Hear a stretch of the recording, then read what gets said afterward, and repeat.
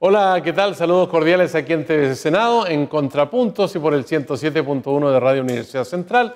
Vamos a conversar con un senador que está enfrentado a un desafío tremendo, porque le toca precisamente postular a la reelección. Esa fue su voluntad y vamos a ver cómo resulta este desafío. Aquí está la ficha de presentación.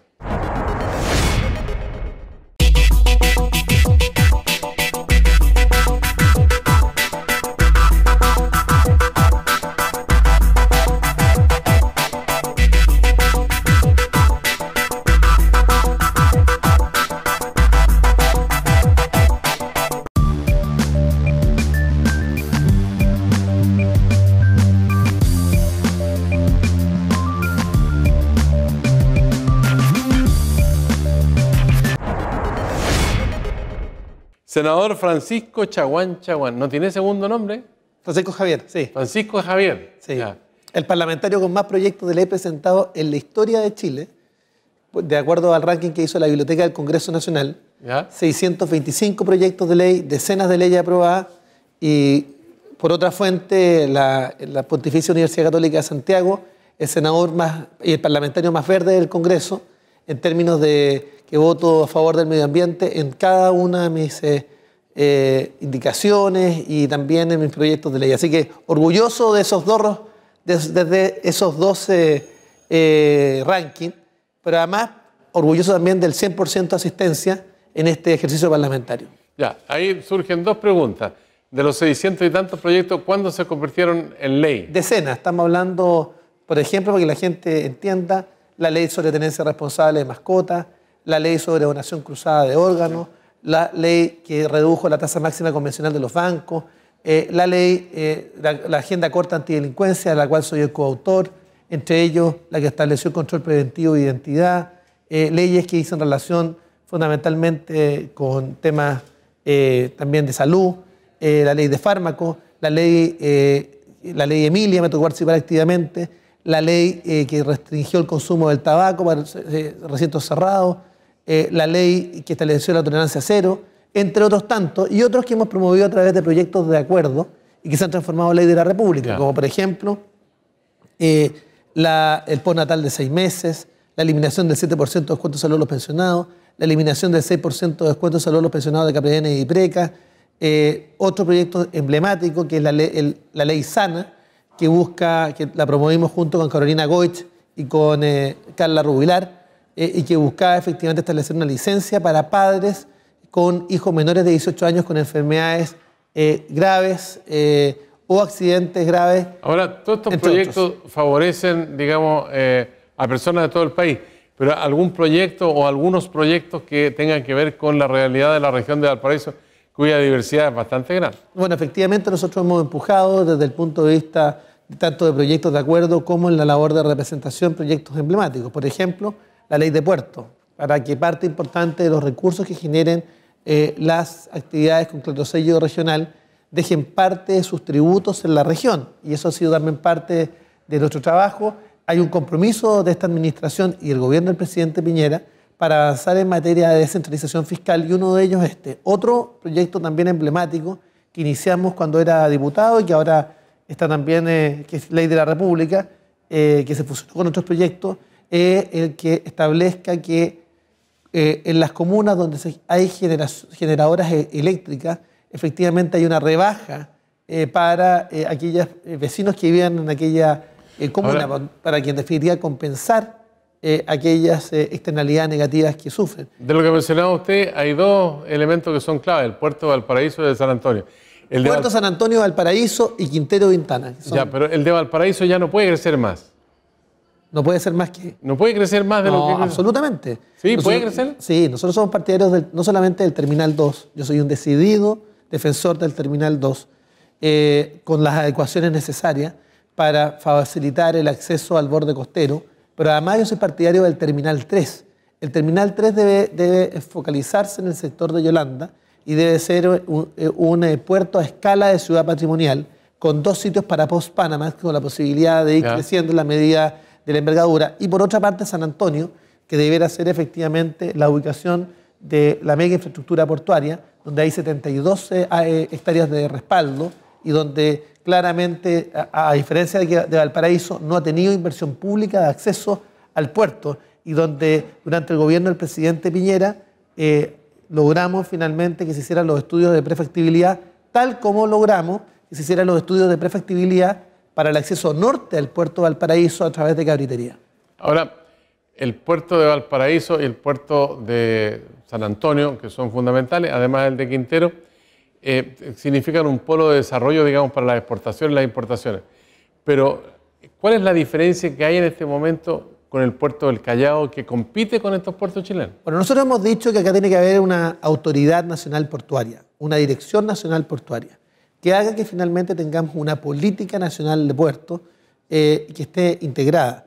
Nosotros trabajamos generando la bancada portuaria y durante el primer gobierno del presidente Piñera, fue una gestión directa que hice con el presidente, logramos que hubiese una unidad de logísticas portuarias al interior del Ministerio de Transporte. Hasta antes de aquello, había un solo funcionario del Ministerio de Transporte y Telecomunicaciones a cargo de los puertos. Y la política portuaria no se hacía en el ministerio, que era donde se radicaba por ley, sino que se hacía finalmente en el sistema de empresas públicas. Finalmente, con la gestión que hice directamente con el presidente Piñera, la primera ley de presupuesto que le tocó realizar para el segundo año de su mandato, logramos crear esta unidad de logísticas portuarias y por primera vez desde el Ministerio de Transporte se comenzó a generar una política portuaria. Eso es lo primero. Lo segundo es que es necesario una inversión en infraestructura portuaria poniendo foco en la complementariedad del puerto de Valparaíso y San Antonio. Acá lo peor que pudiera ocurrir es que los dos puertos compitan junto con el de Quintero y Ventana versus las ventajas competitivas que hoy día tiene tanto el Callao como también Guayaquil. Guayaquil y el Callao están haciendo una inversión sin precedentes. Y esto tiene efectos relevantes desde varios puntos de vista. Esto es toda la proyección del Asia-Pacífico. Así es. Tiene varias perspectivas. Primero, Chile es parte de la Alianza del Pacífico. Estamos hablando que somos la octava economía agregada a nivel mundial, primero. Segundo, tenemos normas especiales en materia de normas de origen respecto a los productos producidos por los países de la Alianza del Pacífico. Tercero, el teatro de operaciones para el comercio internacional va a ser justamente el Pacífico. De hecho, nosotros somos vecinos de China, uno de nuestros principales socios comerciales, y también con todos los países del Asia-Pacífico. Y por tanto tenemos ahí una labor relevante. Pero adicionalmente, yo he planteado que acá es necesario también integrarnos con Argentina. Y para integrarnos con Argentina es necesario avanzar en los 3 pasos binacionales. 1, Agua Negra en la zona de Coquimbo. 2, el tren a baja altura en la zona de los Andes, Mendoza. ¿Ese proyecto está en borrador o sí, está ya dando el primer paso? Se aprobó por parte de la Comisión de Relaciones Exteriores, comisiones binacionales en los 3.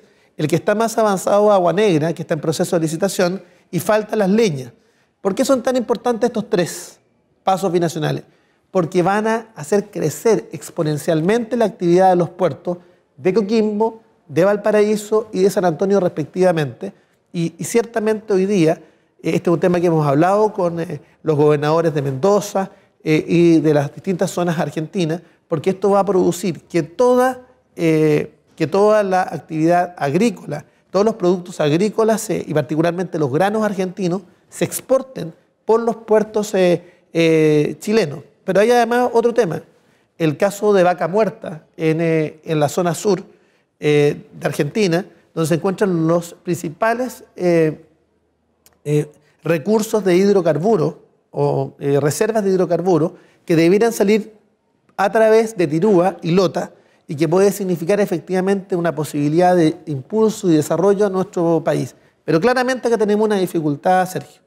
La presidenta Bachelet, en su primer discurso a la Nación, anunció megas infraestructuras portuarias, pasó el periodo completo y nunca se pudo aterrizar finalmente dónde se iban a instalar esas megas infraestructuras portuarias. Ahora hay un Y tenemos, problema. perdón, y tenemos el puerto seco Sí. de los Andes, no menor, y ahí también tenemos que poner énfasis. Ahora, la pregunta que surge con todo este cúmulo de exportaciones, de importaciones, de movimientos por carretera, con camiones de grandes dimensiones, entonces la pregunta es, ¿con qué carretera en el futuro?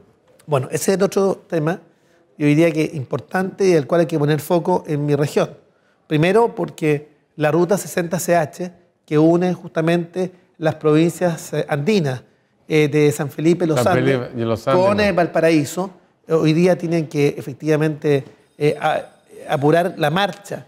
No podemos tener una carretera de una vía en circunstancias que hay que tener unas vías que efectivamente nos permitan mejorar el comercio exterior y la conectividad. Lo mismo con el túnel Chacabuco, que también une la región metropolitana con los Andes. ¿No se ha pensado en ferrocarril, por ejemplo, Sí. Que atienda la demanda de pasajeros? Hay mucha gente que vive en Santiago, trabaja en Valparaíso, o gente que vive en Valparaíso y trabaja en Santiago. Yo he impulsado con mucha fuerza el tren rápido Santiago-Valparaíso y estamos mucho más cerca de lo que se piensa. ¿Cuánto cuesta un tren Santiago-Valparaíso rápido como el que tienen los chinos, por ejemplo? Es que es distinto, porque acá no es posible un tren de alta velocidad, sino que más bien Por lo sinuoso del terreno. un tren medio. ¿Por qué?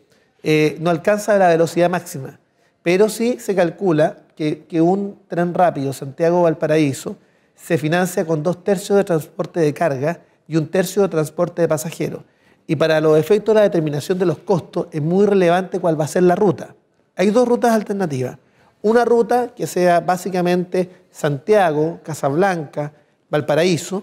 La otra, básicamente, y que tiene una ventaja adicional, que dice relación con la servidumbre férrea, que hoy día se dispone y que podría además conectar y estaría a 12 kilómetros del tren a baja altura que uniría Mendoza con los Andes y que sería básicamente Santiago, Limache y Valparaíso, usando las instalaciones del Merval en la noche para los efectos de trasladar la carga desde Valparaíso a Viña del Mar. ¿Cuánto demoraría el viaje? ¿Cuánto demoraría entre Santiago y Valparaíso? Básicamente demoraría 35 minutos el viaje. O sea, es más corto que andar en Santiago en metro. Así es. En muchos lugares. En muchos lugares. Así que sería una tremenda obra. En ambos casos hay dos consorcios interesados. Uno que yo llevé al Ministerio de Transporte durante el gobierno del presidente Piñera. ¿Cuánto cuesta eso? Perdón, pero para ese proyecto ellos están dispuestos a hacerlo sin subsidio del Estado.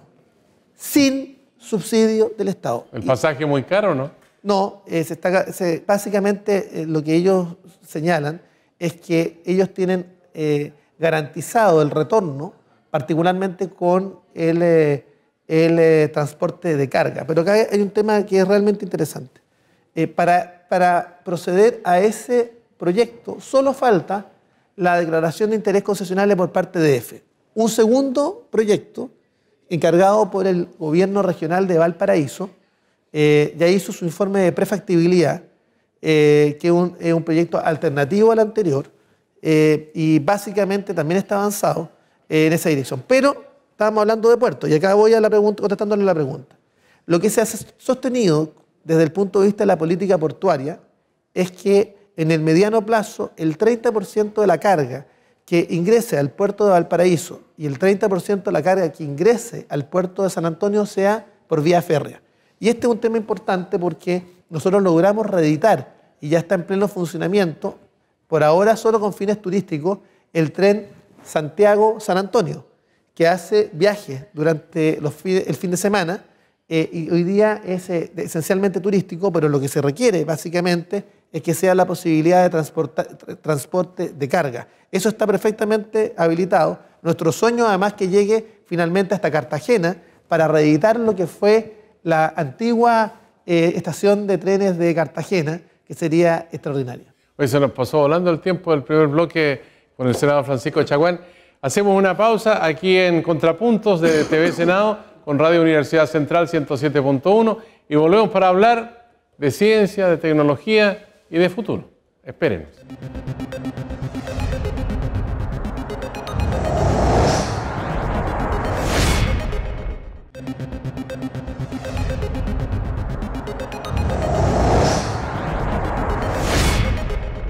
Ya estamos de vuelta aquí en TV Senado en Contrapunto con el senador Francisco Chaguán a través del 107.1 de Radio Universidad Central. El senador me estaba mostrando uno de sus libros que tiene que ver con la Cancillería chilena, cómo ponerla en función de construcción de futuro en la relación internacional.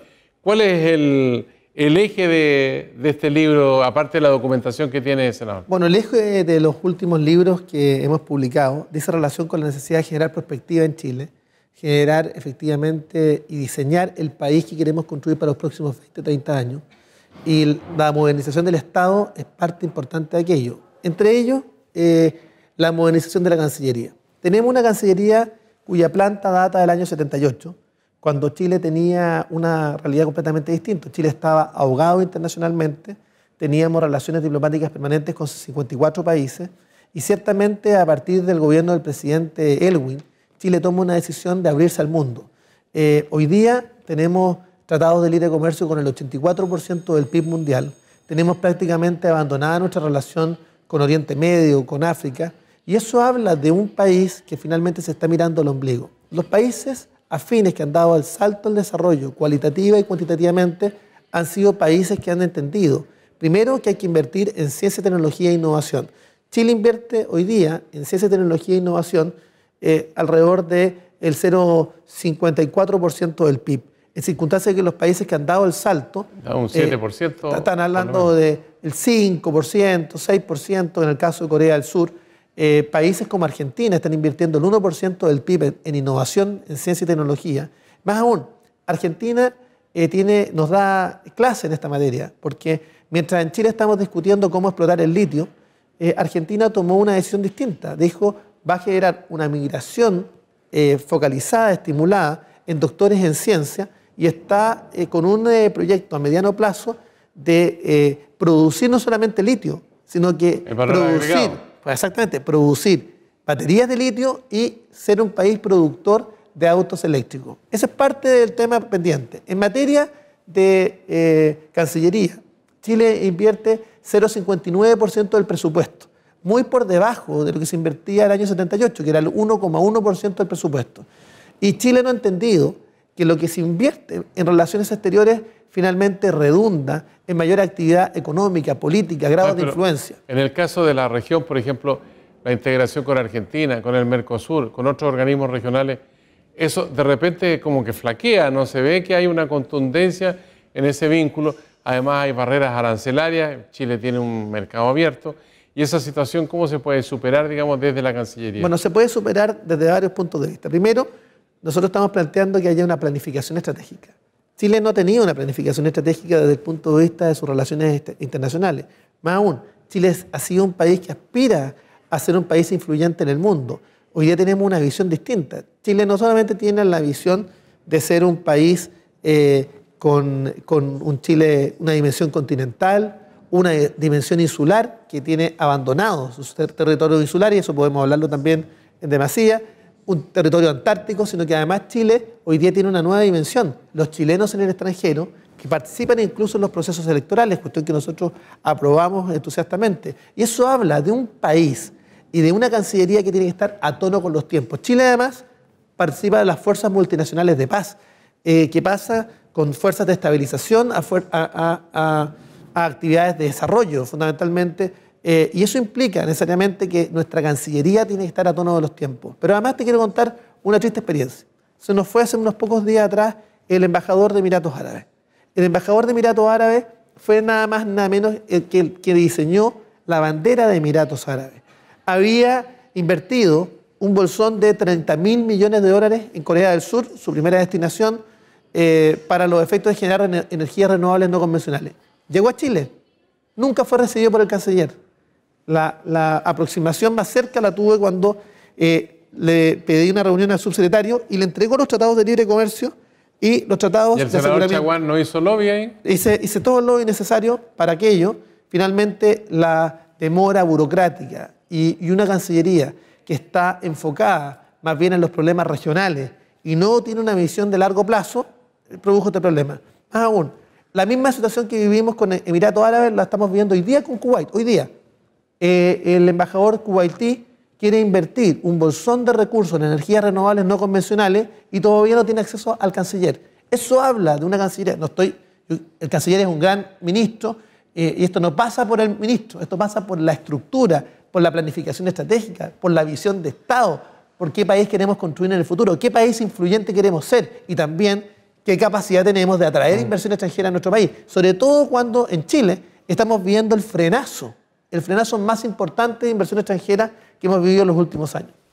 Ahora, la relación que hay, por ejemplo, con los países de la región, con Brasil, por ejemplo, ¿no podría ser más intensa desde el punto de vista de la integración? Bueno, nosotros hemos propuesto, esta es una propuesta mía, que fue recogida para los efectos de poder tener embajadas conjuntas en África. Logramos finalmente aquello, nos reunimos con la Comisión de Relaciones Exteriores brasileña y básicamente tenemos dos temas importantes con Brasil. La primera es conectar el puerto de Muriño en Brasil con Mejillones en Chile.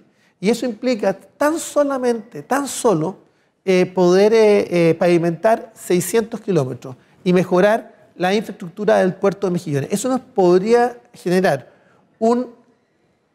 una carretera oceánica que nos permitiría unir el Atlántico con el Pacífico. Esos son los temas que están pendientes. ¿Esos 600 kilómetros son en territorio chileno? No, no son en territorio chileno, son en territorio uruguayo. ¿Ya? Y nos permitirían efectivamente unir ambos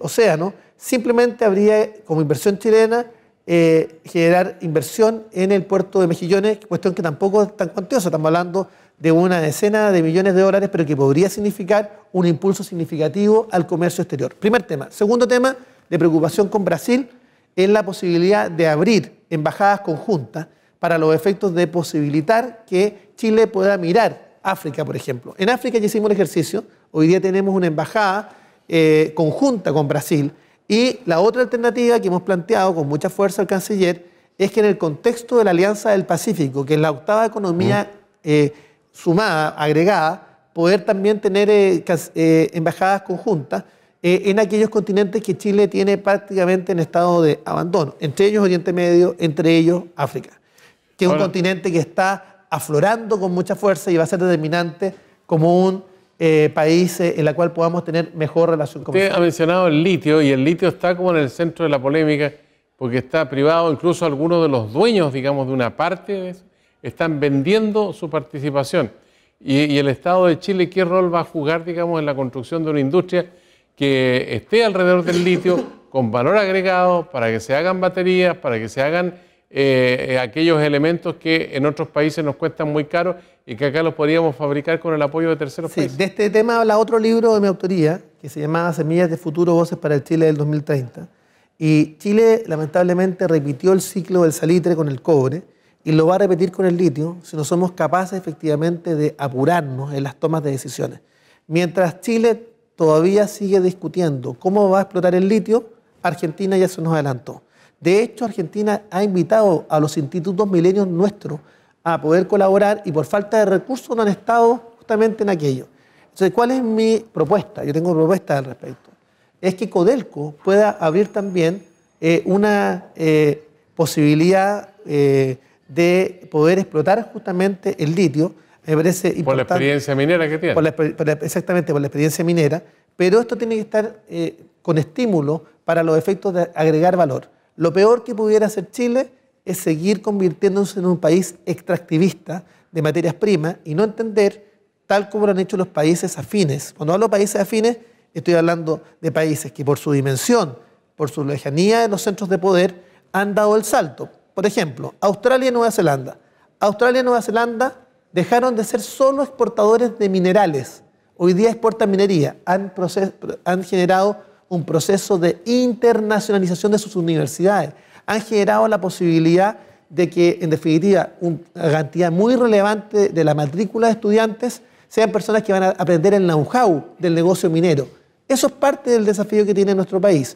Y particularmente en materia del litio, hay que estimular la industria para que le agregue valor al litio y no sigamos siendo un país extractivista. Ahora hay un elemento que es bien importante en todo esto que menciona y que es en relación con la investigación. Y la investigación se supone que debería darse en las universidades de alta complejidad, porque allí están los cerebros pensantes que podrían dar un salto al futuro y no esperar que las tecnologías se produzcan afuera y comprarlas, que son mucho más caras. Entonces, en el plano de la reforma que se hizo en la educación, ¿qué nivel de incentivo hay para aquellas universidades que tienen esa alta complejidad, que desarrollan investigación y que generalmente andan al 3 y al 4? Sí, poco incentivo. Todavía hay que generar un incentivo muchísimo mayor en I+D, investigación más desarrollo. Creemos claramente que hoy día la alta concentración de la innovación se realiza justamente, como tú bien dices, Sergio, en los centros de educación superior. Y lamentablemente la empresa privada en Chile no ha entendido que hay que invertir también en innovación. Y eso implica necesariamente generar procesos de mejoramientos, de mejoras continuas, que nos permitan mejorar los procesos. Por ejemplo, yo estoy convencido que si somos capaces de generar estímulos tributarios para la inversión en innovación, Chile dará un paso decisivo, tal como lo han hecho otros países. Vuelvo a insistir. Argentina, no te lo había comentado, invierte el 1% del PIB, solo el 1% del PIB en innovación, ciencia y tecnología. Chile, el 0,54% del PIB. Brasil, el 1%. Otros países ya van en el 2%. El promedio de los países de la OCDE es 2,5%. Estamos muy por debajo. Y Chile tiene una tremenda oportunidad, pero esa tremenda oportunidad implica políticas públicas que además pongan incentivos en la descentralización. Y este es el tema de fondo, Sergio. Ahora, puesto que los países que dan el salto al desarrollo son aquellos países que permiten que sus territorios se desplieguen en toda su potencialidad. Esto fue lo que hizo Corea del Sur en la década del 70. Y tuvo que venir un líder de regiones para entender que con estímulos en cada una de sus zonas y a través de estímulos tributarios pudiera desplegar y generar un modelo policéntrico. Hoy día la alta concentración en las tomas de decisiones, la alta concentración del poder y de las influencias nos tiene hoy día en una situación bastante compleja. Ahora, nos queda poco tiempo, pero igual quiero preguntarle por qué Chile no ha sido capaz, por ejemplo, de establecer una alianza estatal-privada como para atraer capitales para instalarse acá desde China y desde la India. La India tiene un desarrollo tecnológico espectacular con computadores, por ejemplo, que cuestan muy barato en relación con la fortuna prácticamente, que todavía siguen costando acá. Entonces, ahí hay un punto de desarrollo muy importante, tiene que ver con las tecnologías. Ya no son ni siquiera nuevas, ya son antiguas tecnologías, pero que en Chile tampoco están expandidas. Ya hay una brecha digital todavía entre sectores pobres, sectores ricos o de regiones con el centralismo, y eso representa un problema grave. De eso le puedo hablar con propiedad. Yo soy presidente del Comité Chileno-Chino y del Comité Chileno-India. Y básicamente tenemos varias dificultades. Primero, la inversión, y esto es un dato que es sintomático. Chile tiene, señores televidentes, Chile tiene 3 veces más inversión extranjera en China que inversión china en Chile. Y esto parece paradigmático. ¿Y sabe por qué ha pasado? Primero, porque no se habían firmado los acuerdos de aseguramiento de las inversiones. Primero. Segundo, aquellas materias que nos permitan garantizar la inversión china en Chile. ¿Qué ocurrió al respecto? Hace un año atrás, gestiones nuestras permitieron efectivamente que se instalara en nuestro país el Banco de Construcción China, que es la única plaza de reconversión del renminbi en nuestro continente, en nuestro subcontinente. Esto va a significar la posibilidad del despliegue efectivamente de la inversión china en nuestro país. Segundo tema, hay un fuerte interés de la inversión china, particularmente en materia de pasos binacionales y puertos, y el tren rápido. Pero, a diferencia de lo que ocurre hoy día, la de mayor dificultad, tal como ocurre con la India, es que tenemos 3 dificultades estructurales. La primera dificultad, nuestras bases de licitación son en español y no son en inglés. Primer tema. Segundo, China está acostumbrado a negociar directamente con los estados, al igual que la India, y no participar en los procesos de licitación, más bien China que la India. La India tiene una cuestión más bien mixta. Y tercero, dice relación con que nuestros procesos de licitación se piden acreditación de las empresas por parte de sociedades occidentales y no orientales. Entonces, eso no permite que los chinos lleguen a tiempo. Por ejemplo, en el Canal Chacao. Llegaron tarde para la construcción del Canal Chacao, justamente por esto. Y esto es un tema que se está mejorando para los efectos de evitar finalmente que los chinos y los indios lleguen tarde a la inversión en nuestro país. Se nos hace tarde, senador. Un minuto ahora de libre disponibilidad para usted aquí en TV Senado y Radio de la Universidad Central 107.1. Estamos en un momento crucial. Estamos en las elecciones más importantes de los últimos 30 años. Sobre qué Chile queremos construir y qué Chile queremos modelar para el futuro. Y el llamado básicamente es no votar por un candidato en particular, sino básicamente es a involucrarse, a ser capaz de participar en los procesos electorales, a entender que el país es responsabilidad de todos y en definitiva que la abstención es el peor mal que le podemos hacer a Chile. Por eso el llamado es a recuperar las confianzas, es tener audacia en volver a creer, en la audacia de volver a soñar un país distinto. Y para ello se requiere un proyecto colectivo de nación, una mirada a largo plazo, un Chile en la cual los acuerdos, los consensos nos permitan construir un mejor país donde todos quepan. Una mesa para todos. Le queremos agradecer al senador Francisco Chaguán por esta conversación con TV Senado y Radio Universidad Central 107.1. Senador, quedamos siempre disponibles para seguir conversando. Muchas gracias, Sergio. A usted también, muchas gracias y será hasta cualquier momento.